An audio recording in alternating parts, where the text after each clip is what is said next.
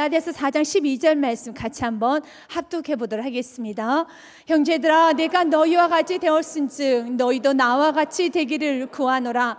너희가 내게 해롭게 하지 아니하였느니라. 오늘 바울은 이렇게 말합니다. 너희도 나와 같이 되기를 원하노라 라는 말을 하고 있습니다. 사랑하는 부모가 사랑하는 자녀를 바라볼 때 넌 나처럼만 살면 돼 라는 말은 그리 쉽지가 않을 겁니다. 나처럼 살기보다는 나보다 더 잘 살아야 된단다. 그리고 나와는 또한 반대되는 삶을 살아야 된다라는 그런 말을 우리는 자주 하곤 합니다. 그만큼 우리의 삶이 자신이 없기 때문인 것입니다. 그만큼 우리의 삶이 불충분하기 때문인 것입니다. 여러분의 인생에 있어서 여러분 자녀에게 오늘 바울과 같은 말을 할 수 있는 여러분 믿음의 목표가 있어야 되는 겁니다. 내가 세상에서 내 자녀들에게 떵떵거리는 많은 명예와 많은 물질을 남겨주지 못한다 할지라도 바울이 전한 만큼 내가 믿음 하나는 나는 기도하는 어머니였어, 나는 기도하는 아버지였어, 나는 참으로 오직 믿음으로 살아가는 나였어 라고 여러분이 말할 수 있는 믿음만큼 당당해질 수 있는 여러분의 삶이 되시길 주님 축복 드립니다. 오늘 바울은 이렇게 말합니다. 너희는 나처럼 나를 본받으라는 것입니다. 너희는 나와 같이 되기를 내가 원한다라고 말하고 있습니다. 바울에게 있어서는 내가 예수 그리스도 믿고 내 안에 예수 그리스도 충만하고 나의 자랑이 오직 예수 그리스도가 되며 나의 자랑이 십자가가 되는 그것만큼은 바울에게 있어서는 참으로 흠이 나지 않을 정도로 항상 자랑거리였었습니다. 그래서 그가 사도행전 말씀에 보면은요, 아그리파 왕 앞에서 그가 복음을 전할 때도 내가 이렇게 매여 있는 것 외에는 당신도 나와 같이 되기를 원합니다 라고 말했습니다. 그만큼 복음에 대한 자신감이 있었다는 겁니다. 내가 이렇게 환경적으로는 어렵지만, 내가 복음을 전하다 많은 고통을 당하고 고난도 당하고 있지만, 그러나 나는 예수 그리스도의 자녀, 예수님이 나를 위해서 십자가에 죽으시고 그 천지를 지으신 그 예수님이 나의 아버지라는 그 사실만큼 흔들리지 않았다는 겁니다. 좀 가난해져도, 좀 어려움이 와도, 좀 나에게 힘듦이 와도 내가 예수님의 사랑받은 자녀라는 것은 결코 의심하지를 않았다는 겁니다. 그래서 오늘 바울이 말합니다. 너희들이 나처럼 본받아야 되는 거, 내가 예수 그리스도 충만하고 나의 자랑은 예수 그리스도, 내가 예수 그리스도 사랑받고 있다라는 그 확실한 사실을 믿고 이 세상을 넉넉히 이어나가는 이 나의 믿음을 너희들이 좀 같이 나눴으면 좋겠고 너희도 나와 같이 되기를 원하노라 말하고 있습니다. 지금 그 당시에 갈라디아 성도들은 병들었습니다. 그들이 처음에 예수 그리스도를 만났었을 때 그들은 기뻤었습니다. 감격했었습니다. 감동했었습니다. 그러나 어느 순간에 그들 마음 가운데 허영심이 들기 시작했었습니다. 그리고 은혜를 너무 값싸게 받기를 원했었습니다. 사실 그렇습니다. 여러분, 은혜라는 것이 무엇입니까? 무조건적으로 사랑을 베풀고 우리 그 사랑을 받은 겁니다. 마치 우리 부모가 자녀에게 무조건적으로 해주지 않습니까? 자녀는 부모에게 해주는 게 하나도 없습니다. 태어날 때부터 자녀는 온갖 받기만 합니다. 모든 걸 다 제공받습니다. 자녀는 받는 것을 또한 당연시 여기면서 아니, 부모가 나를 낳았으면 이 정도는 해줘야지라고 이렇게 험한 말 하는 자녀가 있을 정도로 자녀를 받는데 너무 익숙합니다. 그런데 그 자녀가 성숙해지고 나면 어떻습니까? 부모의 마음을 알면서 이제는 어떻습니까? 부모를 모시고 공경하고 부모에게 사랑을 표현하며 부모에게 참으로 따뜻함과, 이제는 반대로 나이가 들어갑니다. 부모가 연로해집니다. 그럼 이젠 반대로 그 자녀가 부모를 얻고 다니는 것이 세상 이치지 않습니까? 우리는 하나님부터 은혜를 받았습니다. 값없이 받았습니다.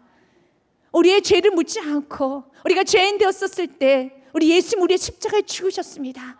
그리고 우리의 모든 죄를 다 사해 주실 뿐만 아니라 우리에게 의인 삼아 주실 뿐만 아니라 우리에게 천국이라는 것을 소유함과 동시에 천국이라는 천국 백성 삼아 주시고 당신의 자녀로 우리를 삼아 주셨다는 겁니다. 어떤 대가도 칠 필요가 없습니다. 그래서 갈라디아 성도들이 그들은 이방인들이었었습니다. 예수 그리스도를 알지 못하고 문외한 이들이었습니다. 어느 날 바울로부터 복음을 들었었을 때 그 복음의 소식을 들어서 그는 자유함을 느꼈어요. 내가 어딘가 모르게 죽을 수밖에 없는 죄인이란 사실, 더 나아가서 내가 죄인인 것도 알지 못하고 죄에 매어 살았습니다. 그리고 죽고 나면 어떻게 되는 것인지 막연한 두려움 가운데 살았는데 확실하게 죄 문제를 해결해주고 죽고 난 후에 그 사후의 세계를 문제를 완전히 해결하고 죽음을 정복한 예수 그리스도 복음의 소식을 듣고 난 후에 그들은 감격했어요. 너무 기뻤다라는 겁니다. 그래서 은혜 안에 그들은 감사하면 감격했지만 은혜를 자꾸 받다 보면은 겸손하지 않으면 우리가 아주 교만해집니다.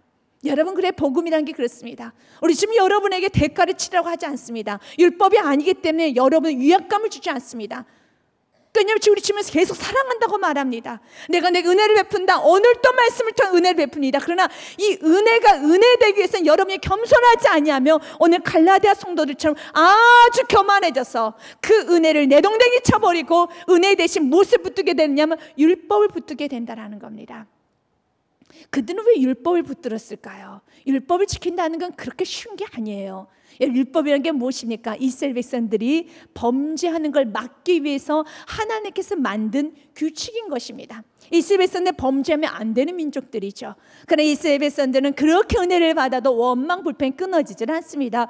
그래서 하나님께서 모세를 통해서 친필로 써서 10가지의 계명을 줬습니다. 너는 남에는 다른 신 내게 있게 하지 말지니라. 다른 우상도 만들지 말어. 안식일을 기억하여 거룩히 지켜. 살인하지 마. 도둑질하지 마. 내 부모를 공경하여 내 이웃에게 거짓 증거도 하지 말아라. 여러 가지 10가지 규칙을 준 겁니다. 이거는 기본적으로 지키고 살아라, 이것입니다. 그러나 그 율법이라는 것은 예수 그리스도 오시까지만 효력이 있습니다. 왜냐하면 예수 그리스도 오시고 난 후에 이제는 율법에 의해서 매어있는 삶이 아니라 예수 그리스도만 만나게 되면 그 사람은 그 사랑에 의해서, 그 나를 위해서 죽으신 그 십자가의 사랑에 의해서 죄를 짓고 싶다가도 그 사랑 때문에 죄를 짓잡고 멈추고 돌이키는 거, 이게 바로 십자가예요. 그래서 우리 주님께서 우리에게 원한 건 율법이 아닙니다. 너희들이 벌 받을까 봐 무서워서 그래 죄 짓지 말아야지가 아니라 나를 위해서 예수님이 죽으셨는데, 이 죄 때문에 예수님이 죽으셨는데 십자가를 번뜩 생각하고 나서 내가 가던 길을 멈추는 게 사랑의 십자가예요. 그리고 돌이키는 겁니다.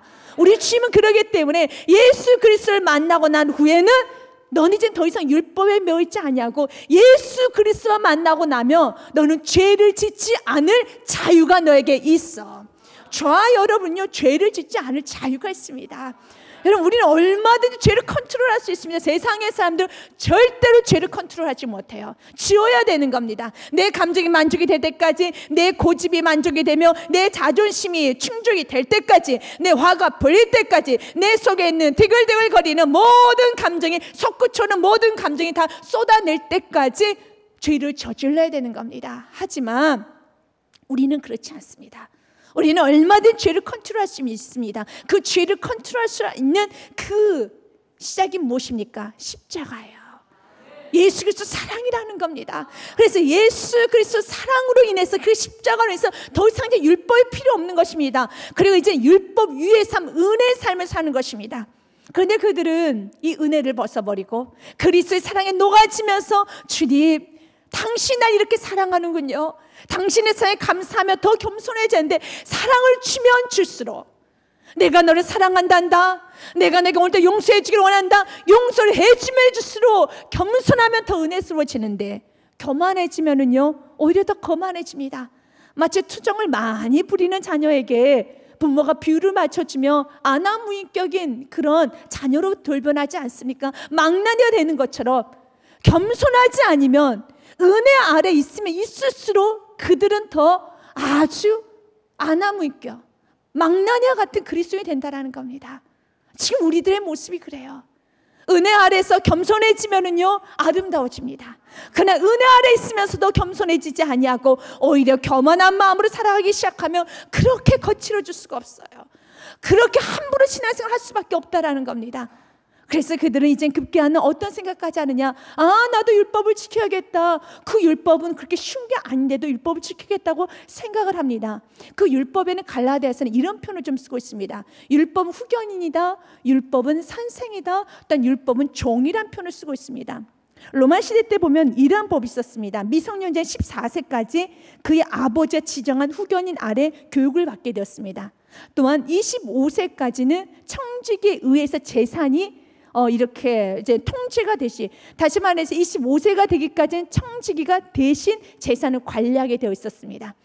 그래서 어릴 때는요, 여러분, 후견이 너무 무서운 거예요. 그래서 후견이 다 가르칩니다. 이렇게 하지 마세요, 저렇게 하지 마세요. 그래서 좀 성숙해질 때까지 후견이 가르치며, 또한 청지기가 돈도 다 관리하는 거예요. 힘이 없습니다. 청지기만 바라보고 있다라는 겁니다. 그러나 그 청지기는 후견이 누구에 의해서 지정된 것입니까? 그의 아버지에 의해서 지정된 거예요.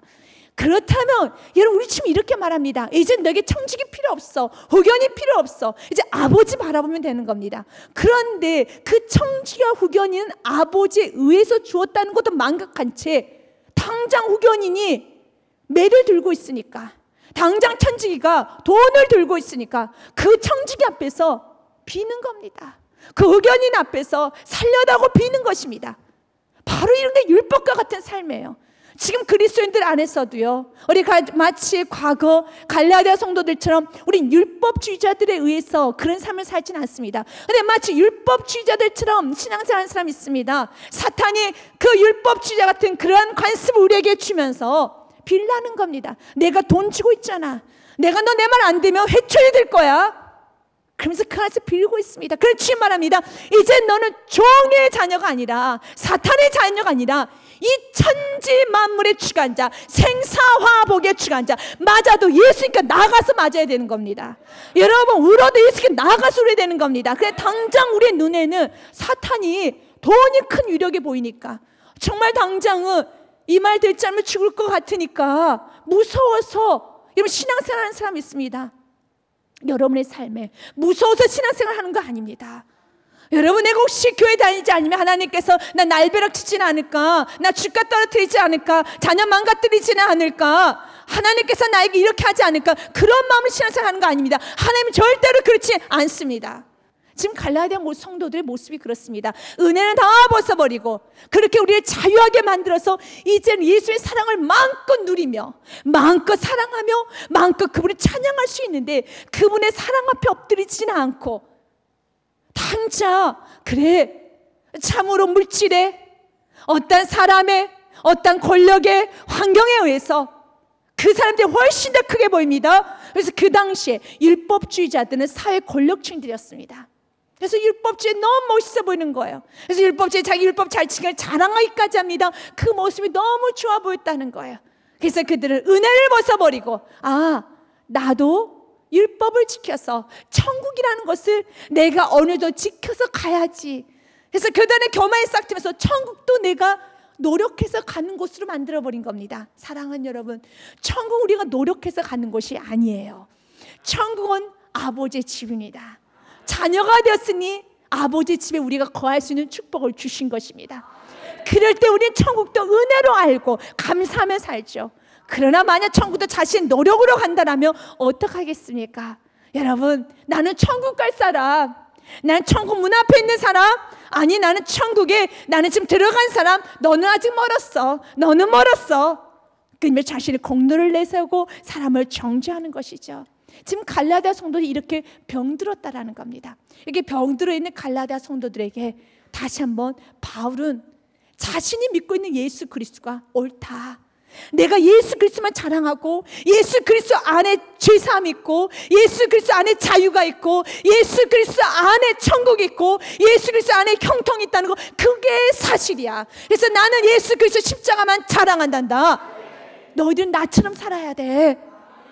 이 말을 전하고 있습니다. 그러면서 바울 스님은 너희들 과거에는 그렇게 하지 않았잖아.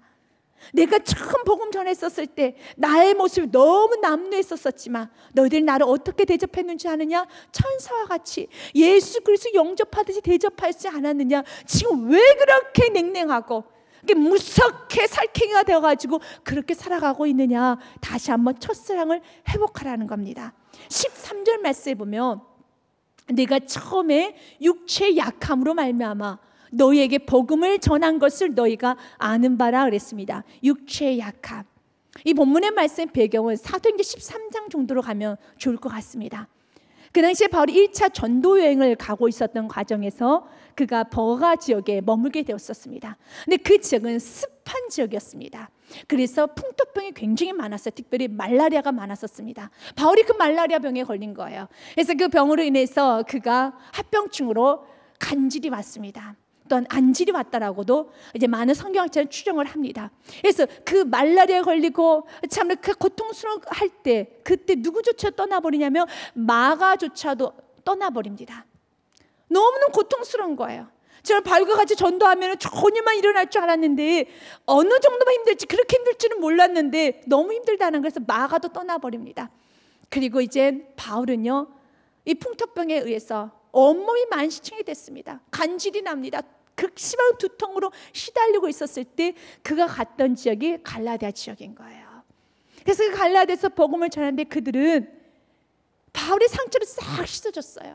마가도 나를 떠나버렸는데 갈라디아 성도들은 정말 자기가 복음을 전할 때 그들이 자기를 그대로 받아들였다라는 거예요.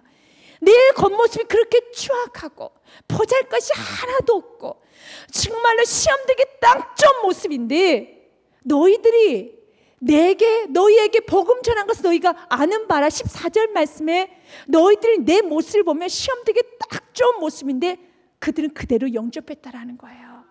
우리 14절 말씀 같이 한번 읽어보겠습니다. 너희를 시험하는 것이 내 육체에 있으되 이것을 너희가 없인 여기지도 아니하며 버리지도 아니하고 오직 나를 하나님의 천사와 같이 또는 그리스도 예수같이 영접하였도다. 여러분, 이 겸손함을 끝까지 유지하시기 바라겠습니다. 그래서 빌립보 4장 8절에 이렇게 말했습니다. 너희가 지켜야 될 게 가장 소중히 지켜야 될 것을 너의 마음과 생각이라. 같이 읽습니다. 그리하며 모든 지각에 뛰어난 하나님의 평강이 그리스도 예수님 안에서 너희 마음과 생각을 지키시리라. 아멘. 겸손했던 마음, 오직 십자가만 자랑했던 마음, 말씀이 최고야, 그래도 교회가 최고야, 그래도 전도하는 게 옳지, 말씀을 최고로 여기면서 나의 자랑 십자가, 정말 저 천국 가는 것이 가장 먼저 해결해야 될 문제라고 외쳤던 여러분 안에 순수했던 걸 지켜나가야 되는 거예요. 그들이 15절 말씀에 바울이 이런 말을 합니다. 이 모든 너의 마음이, 이 겸손한 마음이 그것이 복이다라는 말을 합니다. 같이 한번 읽어보겠습니다. 너희의 복이 지금 어디 있느냐? 내가 너희에게 증언하노니 너희가 할 수만 있었더라며 너희의 눈이라도 빼어 나에게 주었으라. 얼마나 바울을 사랑했는지 바울을 위해서 내 눈까지 빼서라도 바울을 섬기겠습니다. 교회는 바로 이런 사람들을 통해서 교회가 세워지는 거예요. 이렇게 충성하는 사람이 있습니다. 그래서 같이 30년 동안 살았던 남편도 아내도 도대체 이해를 못하는 거예요. 왜 저렇게까지 섬겨야 되느냐? 여러분, 그 당시에 바울을 섬겼었을 때 자신의 눈이라도 빼서, 우리 그렇습니다. 아직까지 복음의 가치를 알지 못했었을 때 자신의 아내가, 자녀가, 남편이, 내 이웃이 너무나 열정적으로 눈이라도 빼듯이 그렇게 섬기는 모습을 보면은 아주 비아냥거릴 때가 있습니다. 막 교회 일이라면 그냥 두 손 두 발을 걷어붙이고 그렇게 일하는데 왜 나에게는 그렇게 해주지 않느냐라고 말을 할 때가 있죠. 이해를 못하는 거예요. 그러나 그들이 그렇게 눈이라도 빼줄 수밖에 없게끔 그들 안에 넘치는 감격과 사랑, 열정이 있었던 이유는 한 가지예요. 자기가 죄인인 걸 깨달았고 이 죄인이 천국 백성 되었다라는 거. 예수를 만나게 되면은요, 눈이 아니라 생명을 내놔도 아까워하지 않아요. 여러분, 예수를 만나면 이렇게 바뀌어지게 됐습니다. 여러분들 안에 그 뜨거웠던 그 심령이 복된 심령이에요. 그런데 지금은 눈이 아니라, 여러분, 손가락 하나도 까딱하는 게 싫습니까? 이게 지금 저주스러운 마음이에요. 복된 마음은요, 주님을 해서 내 눈까지도 내 생명까지도 바치고자 하는 그 뜨거운 마음, 오직 주님만 나타내고자 하는 그 마음이 가장 복된 마음이라는 겁니다. 여러분, 여성들에게 정말 성공하며 많은 사람들이 모델된 김말란 박사가, 그가 마지막 유언에 이런 말을 남기고 그가 세상을 떠났죠. 육체의 기능이 퇴폐하여 심장이 멈춘다고 해서 내가 죽는 것은 아닙니다. 육체가 없어졌다고 해서 나를 죽은 사람으로 취급하여 장례식은 절대로 싫습니다. 세상에서 체험할 수 없었던 더 풍성한 생명의 길로, 또 더욱 화려한 승리의 길로 환송해주는 환송 예배를 장례식 대신 해주시길 바랍니다. 거기에 적합하게 모든 승리와 영광과 생명의 노래로 엮은 웅장하고 신나는 음악회가 나의 장례식이 되기를 원합니다. 왜요? 천국을 보았기 때문에. 그래서 주님을 위해서 생명을 내놓는 거예요.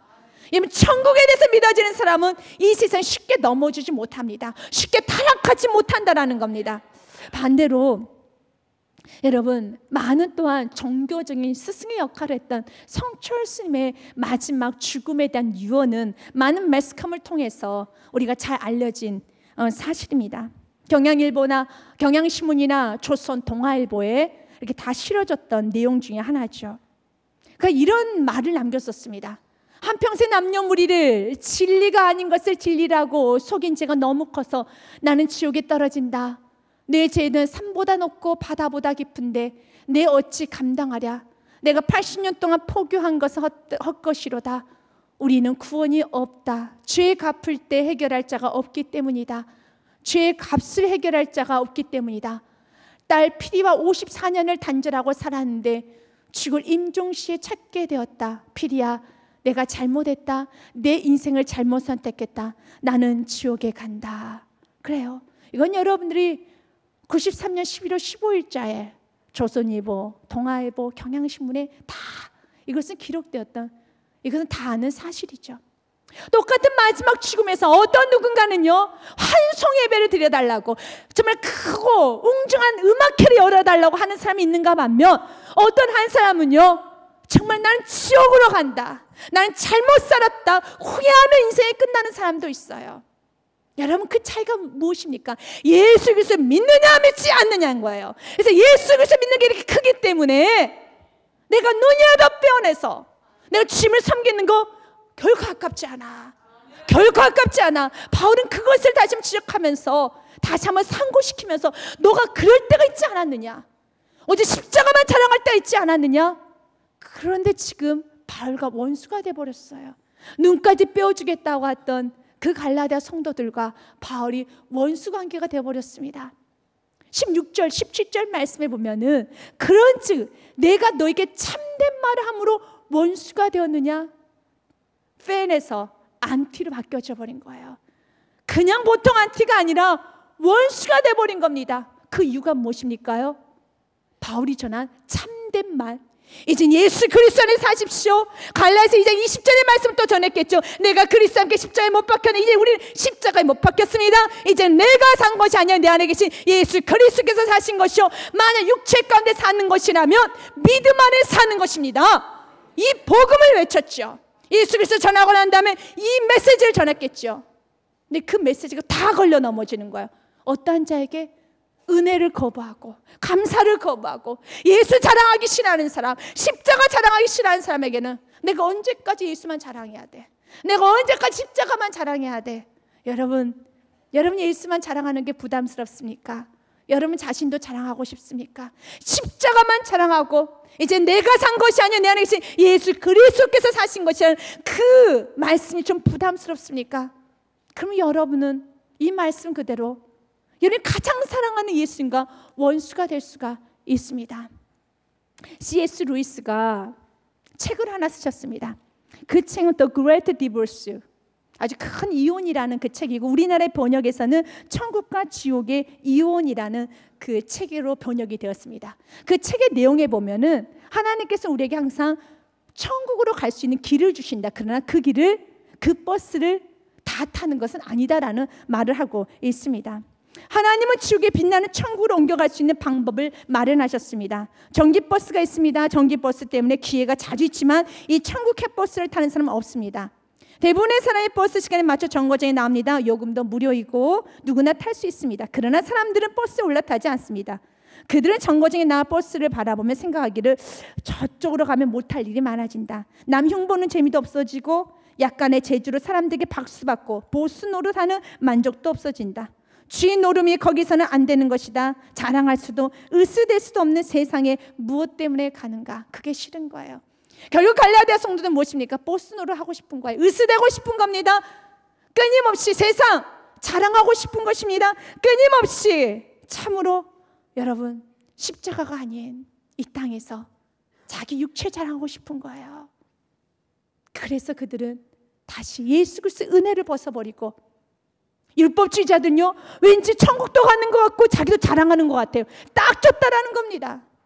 자기도 자랑하며 살아가는 저거 딱 좋다라는 겁니다. 성경 우리에게 말합니다. 우리 자랑하는 거 아닙니다. 오직 우리의 자랑 십자가일세. 나의 자랑 십자가일세. 십자가도 자랑하고 나도 자랑하는 건 복음이 아닙니다. 오직 나의 자랑 십자가일세. 다시 한번 주님, 내가 주님 오직 예수만으로 충분하고 예수만이 나의 복 삼을 때가 있었는데, 예수를 위해서 내 생명도 내놔도 아까워하지 않을 때가 있었는데 지금은 너무 타락했어요. 지금 예수 그리스도 충만하지가 않군요. 주님 용서해 주세요. 주님으로 충만해지길 원합니다. 그래서 이제 19절과 20절에 바울이 결단을 합니다. 내가 너희들을 그리스도 예수의 안에서 온전히 세워질 때까지 다시 한번 해산의 수고를 내가 할 것이란다. 이제 본격적으로 그들을 세우기로 결단합니다. 이게 19절 말씀이에요. 같이 한번 읽어봅니다.